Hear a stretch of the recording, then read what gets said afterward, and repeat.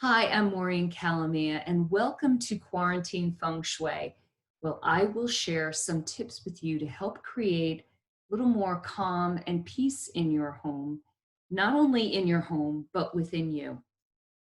So let's start.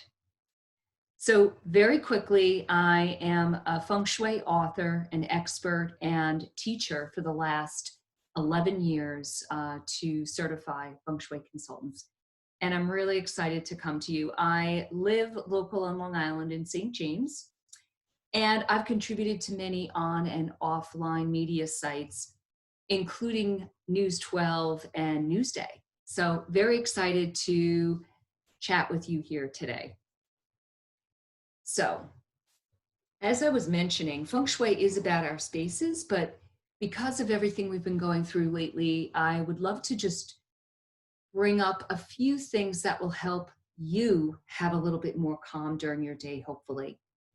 So first, I would like you to remember to breathe. And, I know that sounds silly, but breathing is a great, we do it unconsciously, but to do it more mindfully is a great way to create more calm in our days. So when we remember to stop, especially if we're feeling not so good, either irritated or sad or angry at something, it's always good to try to remember to stop and breathe and take some really nice deep breaths and really feel that breath in our bodies. It is so calming and wonderful. No wonder a lot of meditation include tons of breathing techniques. It is really important.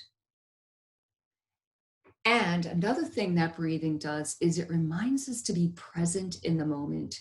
When we do that, when we stop and take a deep breath in, we're remembering to be present in the moment.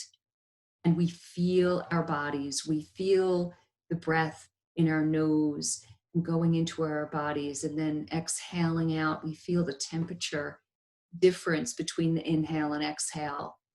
We obviously can smell things around us, so it really brings us into so much of being present in the moment. And the 90-second rule, I don't know if you've ever heard of this, but I just actually learned about it a couple of weeks ago. And studies have shown physically that in our bodies, when we get an emotion, especially a negative emotion, it only has 90-second lifespan in our bodies. And well, that doesn't make sense because we go, but I could be angry for hours, days, weeks, years. The thing is, when we have an emotion, if we just let it in an unmindful way take over and have a little bit more time, it's going to connect, that emotion is going to connect with negative memories associated with that emotion, like a time in our life when we felt that emotion really, really strong. That's kind of lodged into our subconscious. And that perpetuates the emotion so that we have it longer. But I'm still learning to do this, and I just wanted to share it with you. Not that I'm any expert at it, but when I feel an emotion, I try to remember, okay, not to like dwell in it and just let it pass as if it were just another thought. Just kind of let it pass and it will be out of your body very quickly. One other tip that I highly recommend is to journal. And I have found in the most challenging times of my life, when I journal, I am able to kind of put onto paper, and it's a process of downloading and getting out of my body, actually.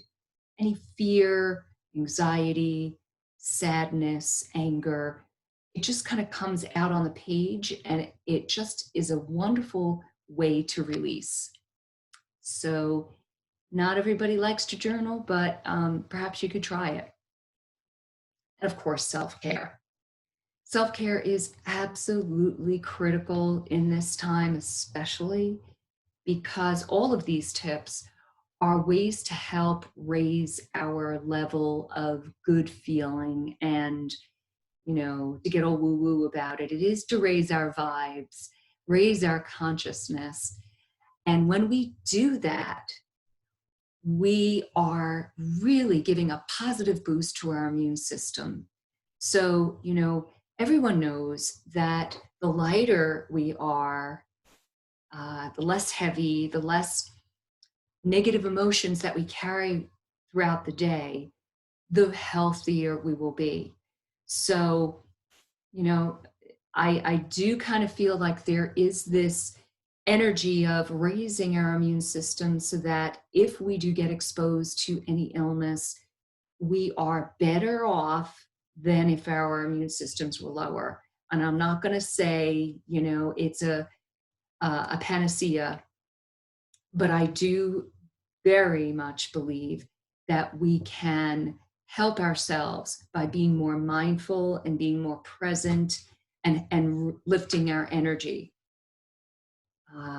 Not only that, but it's the old adage from airplanes that if we take care of ourselves, if we put our oxygen mask on, we're available to take care of our loved ones and those around us that need us. And if we allow our energy to get drained by supporting and helping everybody else, but we're not taking care of ourselves, we'll get sick. So there's no point in that. We should be taking care of ourselves and then be able to help others from that well that we've built up within us. So enough of the soapbox on self-care, but it is so important. And because Feng Shui is about our spaces, sometimes we think, okay, all we have to do is stuff around the room. But the thing is that things that surround us are having an impact on us, right? Or else it wouldn't work. Our environments have an impact on us. And in Feng Shui, we always say that our homes are a mirror reflection of what's going on within us. So our homes can have some stuck energy, and certainly then we can have that stuck energy, and our homes can be filled with light and love, and we can be filled with light and love. So they really are a mirror reflection of what's going on inside. So by taking care of ourselves, we will naturally be taking care of our environments. But here's some tips, and not just on doing things in your spaces, but how you use your spaces can have a major impact on the feeling of harmony and peace in your home. So let me do a quick review of some of the key elements of Feng Shui. So we've got the flow of qi, and qi is likened as life force energy. So my dog just walked in here, so you might hear her prancing around. She's curious. Animals love energy. So whenever I talk about energy, one of my pets try to come in. Anyhow, life force energy is what animates everything that's living in this universe. And that is what qi is. So we want qi to be able to nourish and support us because it's life force, it's vitality. So the flow of qi through our spaces is really, really important. Are we blocking qi? Or are we creating stagnant areas? Or are we allowing qi to flow through gently and nourishing? You've heard of yin yang or yin yang, however you say the word. It's all about balance, and yin and yang are complementary opposites. So where yin is dark, yang is light or bright. Where yin is soft, yang is hard. So there's these two opposites that we can't know one without the other, right? You can't understand dark if you don't have light, and vice versa. So these are complementary forces. And it's not to say one is good and one is bad, although those are obviously opposite ends of the polar spectrum. But what is good, yin and yang are both needed in our environments. Balance is good. Imbalance is bad, poor. It's going to have poor energy. So just to give you an idea of yin yang that's way out of balance, is an emergency room. That is very yang, very yang.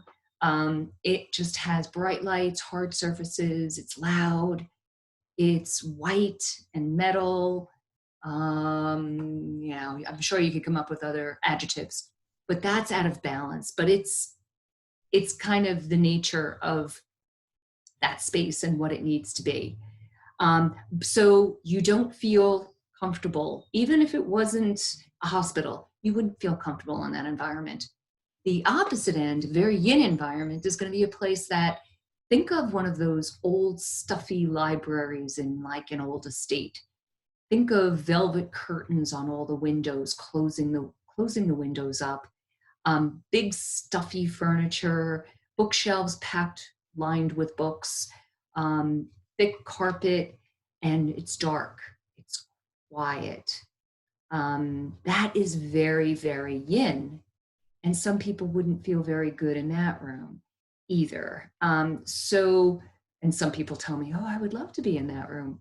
But I bet you would open up the velvet curtains so you had a little light to balance it out a little bit. But anyhow, that's kind of the two opposite ends of the spectrum.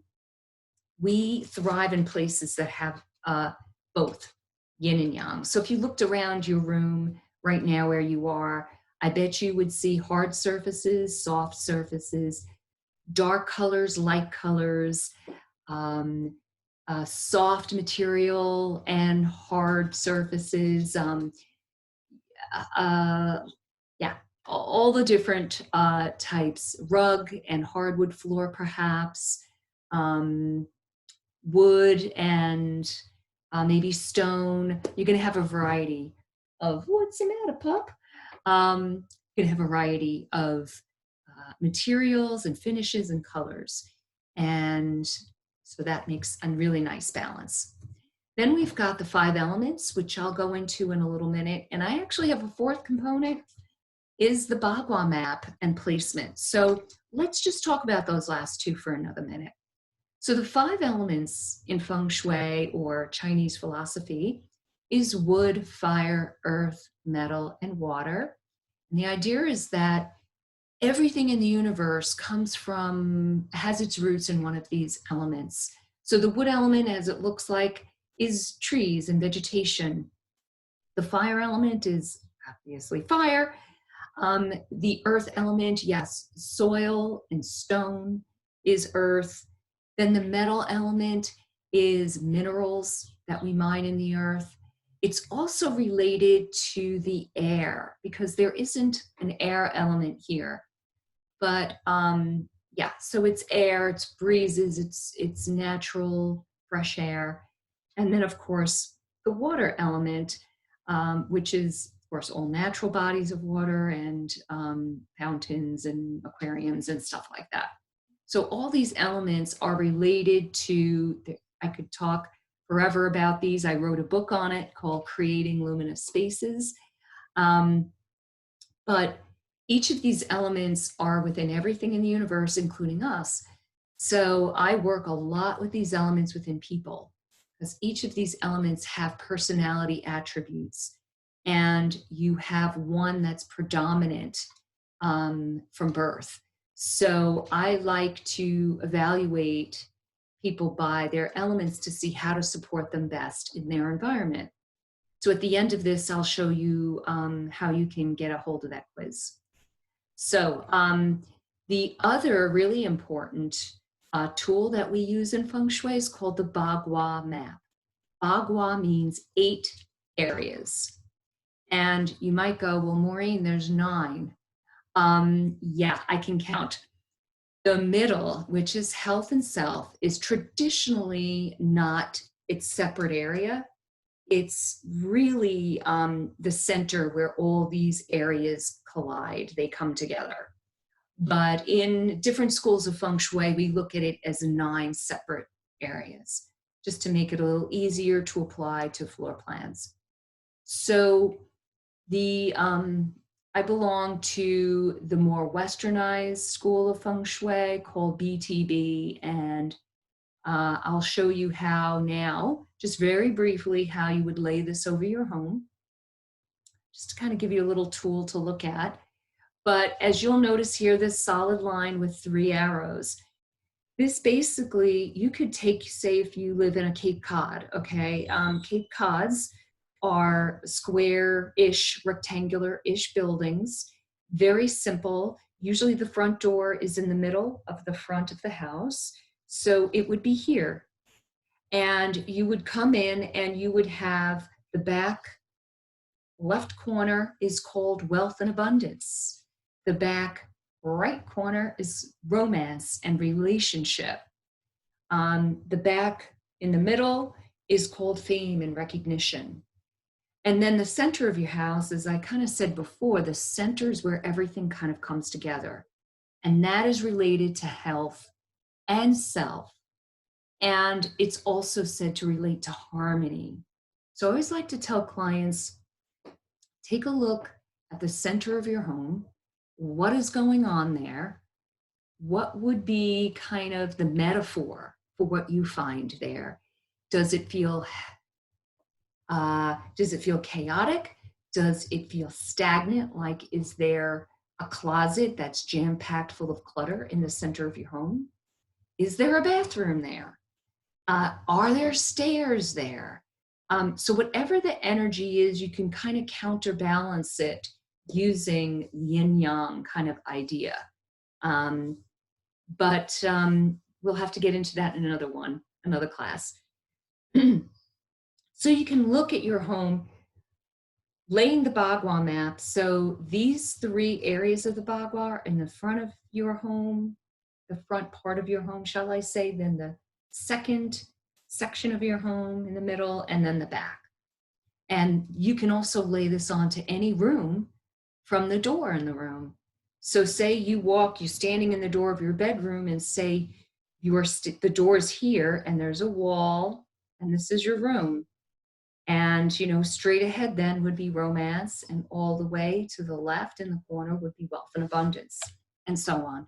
So you can move this to any doorway and look into a space to determine where these areas are.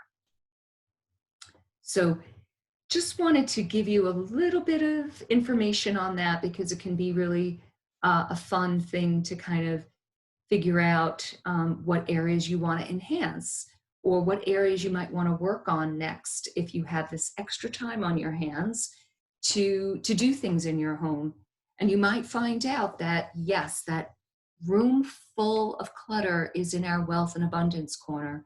So you know what? That's my priority now. I'm going to clean out the clutter from wealth and abundance. It also, I find, serves sometimes to motivate other family members that may be contributing to that clutter by telling them, look, according to this, that's our wealth and abundance. Do you want more money to come into this home? And sometimes it motivates people to start clearing up. So that can be very handy. Okay, so now let's go into 5 Feng Shui tips to help create more ease in your life while you're in this quarantine period or a semi-quarantine period. So the first is, consider where you spend your time in your home. It's just like a lovely picture here. I just thought it looked tranquil and peaceful and nice and airy. So consider, if you thought of different adjectives to describe where you hang out. A lot of us have a place that we always spend our time. It's just kind of our go-to. For a lot of women, I find the kitchen table is huge. Maybe that's you, or maybe it's your home office, or maybe it's your back deck. Now that we're getting into warmer months, that is a great place to hang out, because being outdoors is better than anything. But yeah, consider where you hang out and think about, what emotion do you feel in this place? And, you may not have thought about it before, and it may not be, it's not 100% true, but oftentimes where we hang out, tends to be a place we can gravitate to. It makes us feel good. So does that space kind of make you feel energized or relaxed? And of course, those are both positive emotions. But do you tend to feel very irritated in this space or sad or stuck? And of course, those are negative emotions. So consider, what are the emotions you feel hanging out here? How would you describe it? Like, pick 5 adjectives to describe. If somebody wanted to know where you're sitting right now, what are the 5 adjectives you would use? Just let it, whatever comes to your head, just write it down. And it can really speak volumes. So, is there natural light where you are sitting? Is there clutter? And how about unfinished projects? One thing I find sometimes is, there could be a room where you feel really good, but then all of a sudden you see all the different things that you never finished. And that could create a feeling of irritation or other negative emotions. I'm not good enough. I can't finish it. Undisciplined, or I'm not good enough to finish that. I thought I could do it. Now I know I can't, or whatever. Or just allow. Maybe take a notebook and write a few things down. What is your view? Now I would hope better have a view out your window. And what is the view of? Because maybe your room is pretty good. Say you're not feeling, very positive. Say your room is pretty good, but your view is the thing that's awful. Maybe it's that irritating neighbor that you see in their home that's irritating you. Or maybe it's the way the traffic patterns are in front of your house that's creating some chaos, that's making you feel agitated and unable to relax. So consider all these things. Okay. The next one is create a place of refuge. So it kind of goes along with what I was just saying before. So a place of refuge is going to be, a place that your body can truly relax. So we have this thing called command position in Feng Shui. And the idea is that you have a wall to your back to kind of support and protect you, but you have a full view of the room. So sometimes to create a place of refuge, all you have to do is move the chair. Just move the chair from here to there. It's wonderful. This is going back to our days on the savannah, and this is not something I made up. This is true, solid psychology, that when we were back, millions of years ago on the prairies or savanna, we would always be on the lookout for opportunity, wild game, right? So we wanted to see what was happening in front of us, but we wanted our back protected because we didn't want anyone to come up behind us. So, or anything come up behind us, any animal. So we would want this, what's called prospect, which was the view, and refuge at the same time. So it's something that's kind of inbred into our brains. So if we can have that solid wall at our back, and a chair like this is great. This is called an armchair. It's called armchair configuration. We've got this lovely window seat here that's cozy. You can see out the window, which is your prospect, yet you have a solid wall behind you. You've got a full view of your room as well as outside. So that's why we love places like this. It's just makes us feel safe and secure. I would recommend that you express yourself. So if you have time, and you want to do something fun and productive or playful, it's so good to be playful with our homes. So you might find that you've surrounded yourself with neutral colors all over the walls. grays, that's, most popular right now, white or beige. And now that you're spending so much time at home, they may not resonate with you anymore, these colors. They might kind of be dragging your energy down. So maybe if you have this like thought in your mind that you love the color purple, why don't you have a purple wall? You don't have to do a whole room purple. Maybe this is the time to do that.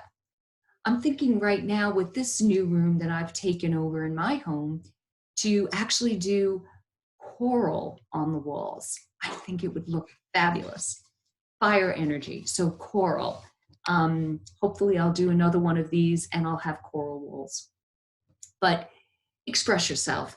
Maybe you've got, a beautiful vignette of family photos that you have yet to put up, and how wonderful that would be, especially in times like this, to be surrounded by family. Or maybe something creative. Allow yourself to be creative. That sparks that inner child to be excited and have fun. Have fun wherever you can. So get back into something that you've always loved to do, something creative, or explore something new. I highly recommend it. Okay, so adding life to your home, and I'm not sure why this picture doesn't pop up right away, but I have it set up wrong. Adding life, the number one thing I tell clients across the board to do are add plants. Unless their home is filled with plants, I'm always suggesting that clients put more plants in their home, because plants are life and vitality. And if you aren't good with plants, here's a short list of some plants that are great and easy to maintain. So please try that. They create just beautiful energy in a home. But also fresh flowers. I go to King Cullen and pick up the $5.99 bundle, small bundle of flowers every week, and just love it. Just the color it brings into my home. If you're like me, you're a rock hound, picking up rocks when you go on the beach or taking walks and putting them in a beautiful bowl. That is life. Even though you think that a rock is dead, and not dead, but lifeless, there's energy and consciousness in everything from nature. So rocks have it, shells have it. So you might be a seashell collector, put that up. Maybe you want to create a beautiful little terrarium, how adorable. Or look at this preserved moss artwork on Etsy. There's just tons of them, and it brings that beautiful green energy in to your home. And maybe you'll like to learn how to create them. And lastly, bringing some fire and water. So, but water and fire are two opposite ends of the spectrum, right? So you've got the yin of the water element, and you've got the yang of the fire element. And when we bring those both into our places, it creates just fabulous energy. So fire, obviously the use of candles at night is so nice. And lighting is all considered the fire element. So maybe looking at some different lighting. I do find, besides plants, one of the other number one things with clients' homes is improper lighting. It's either too bright or too dark. So take a look at your home at night next time and see, it could be contributing to your feeling of not liking that space, or just not using it and not realizing why you're not using it. So that wraps up my tips. Consider where you hang out, and maybe you should hang out somewhere else in your house if it's really not good energy, or maybe spruce up that area by creating a place of refuge. Have prospect and refuge. It just helps you, if you can go there when you're not feeling so great and be uplifted. Express yourself, be creative, experiment. This is the time to paint the walls something fun. Color has such a huge impact on our mood. So adding life through other things, like through nature, plants, flowers, rocks, seashells, any driftwood, any items from nature is great. And then of course, fire and water, bringing them in. So I do want to tell you, if you'd like to learn what is your primary element here, go to my website. The website is down there. What is your true nature is the quiz on my homepage. And you'll take the quiz, you'll find out what your element is, and I give you some tools there to go and learn more. So there's my book, Creating Luminous Spaces. Thank you so much for coming on today. I really appreciate it and hope I get to see you in person soon. Take care and be well.